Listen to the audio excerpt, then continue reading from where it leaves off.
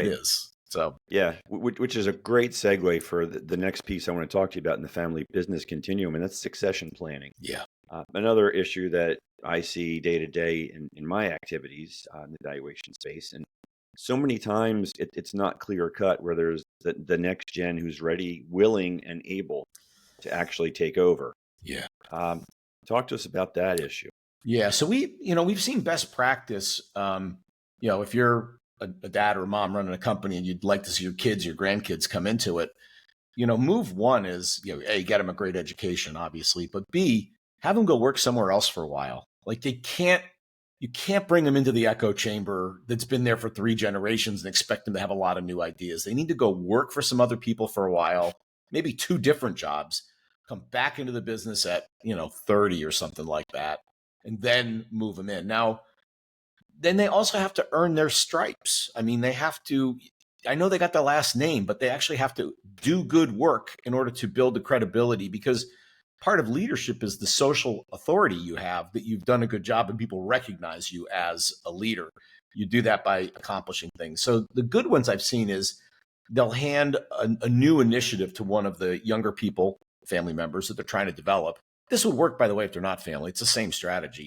And you go, okay, you're going to open up this new line of business for us. And if they crush it, hopefully they do, they've now built credibility to move to the next level, whether they've got the right last name or not. And so putting younger people into positions where they can establish authority through performance is really valuable, because otherwise you're going to pop them into the VP level job and they're not going to have any authority or knowledge they need to really, or the social network inside the organization to do what they have to do to be highly successful. So I say, make them run through the chairs. I know they got the last name and you're going to support them, but they need to also perform. It can't be an entitlement model, because if they get to the top, they're just not going to do well. The other side, though, is sometimes, to your point, the kids don't want to get involved in the business, or the grandkids don't want to get in the business. What are we going to do? And that precipitates a decision, I think. One decision would be, if we think the next generation wants to come in, we bring in a leader, a hired gun, a professional executive who knows they're there for 5 or 10 years. Their job is to train the next generation to take over, and then they get out of town and they let the next gen take over. I've seen that work really successfully for people that are enlightened and they get it.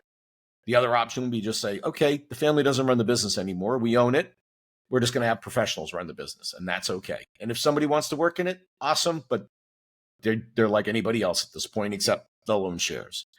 And then the third is to sell it. I know like Sherwin-Williams years ago went through this decision as a family, and they couldn't resolve, and they ended up selling the business. And that's not the worst answer. I mean, I know there's ego involvement in owning a business, and there's a lot of family lore involved in it, but I could either own the business or have $250 million in the bank that my grandkids will never have to worry about money, and probably their kids won't either. So that's not the worst thing in the universe.